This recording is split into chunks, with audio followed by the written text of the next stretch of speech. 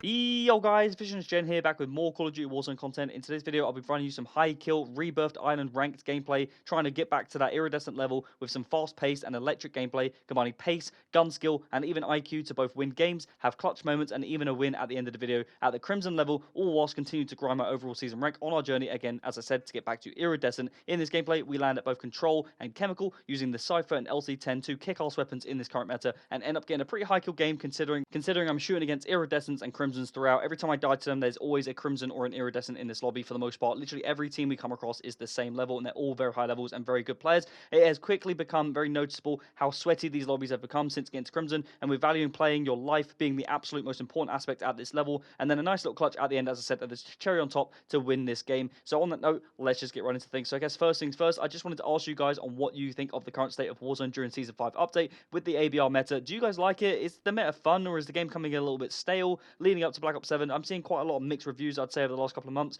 Players don't really like it. I personally think it's good. I think the ABR definitely needs nerfing, but it was always going to be broken. With the gun being a battle pass weapon, I think Krig will always, or just Activision, whoever leads the decisions on this, the gun is always broken that comes from the battle pass. It happens every season throughout. I hate it because it's pay to win at this point, but for the same time, I knew it was going to happen, so it is what it is. But I do think that gun needs slightly nerfing, but the rest of the meta has been pretty good all around. And I'd say, I think since Ranked has come out, the casual experience from normal Resurgence has definitely become more cheater friendly. However, I will add that I've been playing a lot of ranked play Resurgence, and there's not so many cheaters in there, but there have definitely been some questionable gunfights for sure, to say the least. But for the most part, it has been a pretty well balanced experience. Now, I'd say in the main sort of this season, I've been using the LC-10 and the Cypher, a really fun combo that works for me as a sort of complements my aggressive playstyle really well, rewarding for good shots and fast pace. I've created actually sort of separate loadout guides as well for anyone interested, in case you guys want to know what I'm using for the Cypher and both the LC-10 as well, which are going to be linked in the description below. But as well as that, there's also other meta guns that are currently being used right now in this season, so go check that out in case you guys are interested. And hopefully the gameplay speaks for itself in this video. Like, I'm not fully back to my best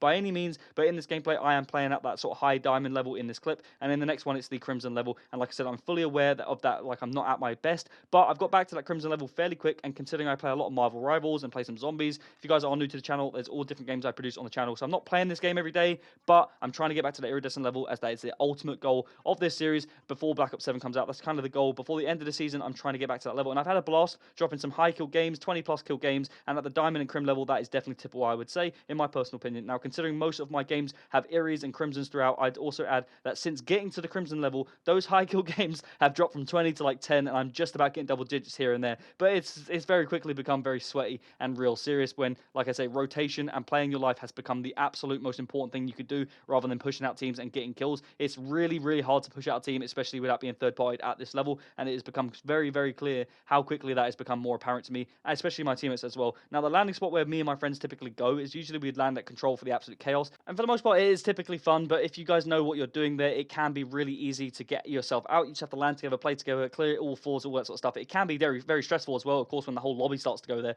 But then I'll typically then switch it up and go to bio for like the safety factor, or maybe chemical, industry, that sort of area. Mixed landing areas, which typically can be hot but sometimes also safe, but really fun as well too. They can be, like I said, real hot areas where you can come out with a load of different kills, but sometimes safe and sometimes quiet. It just depends on sort of which sort of the way the plane's coming in and all that sort of stuff. But like I said, at this sort of level, I'm hoping you guys, if you're watching this game for iridescent level playstyle, that's the level I'm trying to get to, and this is the sort of gameplay I'm trying to provide that sort of gets to that level. So you guys should already know where the sort of hotspots are on the map anyways. Now, as I was saying, as playing at this level, it's quickly become very clear how important rotation is for the most part. Like, getting to an area where you're going to set yourself up for the long game and play smart and not engage with every single gunfight that you could possibly see. Like, that shift between Diamond and Crimson really hit us quite quickly, I'd say. Like, it became very clear that the Eerie players in our lobbies were playing at a sort of more smarter playstyle. Their dynamic was completely odd, stacking on top of each other and clearing room to room very, like, effectively. And, like, don't get me wrong, if that's what you got to do, it's what you got to do. But at the same time, it becomes really stressful in the sense that you can't push out and get caught isolated on your own. And these are the sort of things we're sort of adjusting to. Like I said, I've been iridescent in the past. I know how to play the game at a higher level, and I'm just trying to get back to that level and just adjust to the way that these games play out. Because, like, if you're chasing kills and you go for high kill games,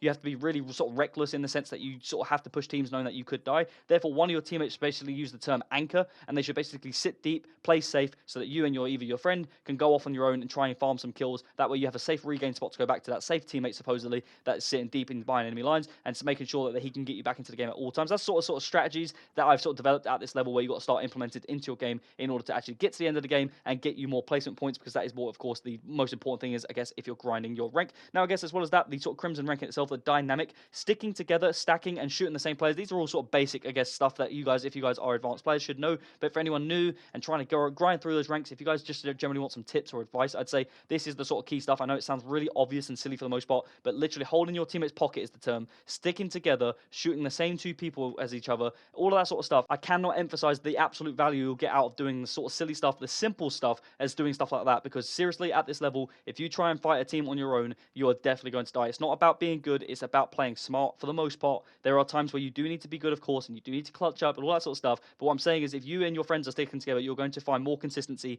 and sort of end game results as you will. And for the most part, if you get caught on your own, you're going to find that you're going to find issues, and you're going to run across teams who are typically going to be out positioning you or just playing smarter, and it's just not necessarily what you do. Like in this gameplay, I'm zipping up onto the top of the roof. I would not be doing that now, the Crimson level. This is the high diamond level, where typically you can get away with it for the most part. But we're in Crimson now. We're nearly there. We've almost completed the task, which is to get to Iridescent. Also, while playing all other games, completing Easter eggs on zombies, and playing other things like Marvel Rivals and Minecraft, all of the other stuff that is on my channel, in case you guys weren't aware and were interested, in case you guys want to go check it out, please do. In summary, I think the season has been pretty fun so far. Ranked has been successful, at least for me. The meta is currently really nice and balanced in my opinion, other than, of course, the ABR. I'll continue to try and farm some high kill content and share as many upcoming videos on the meta loadouts, season updates, and more. So stay tuned in case you guys are interested. And if you have enjoyed this video, as always, do not forget to like and subscribe, as it massively helps me out. I'm a small channel and trying to grow. If you have any suggestions on upcoming videos that you want to see on the channel, let me know down below in the comments and I'll get right back to you. I'm VisionSGen. I hope you enjoyed the video, and I'll see you in the next one.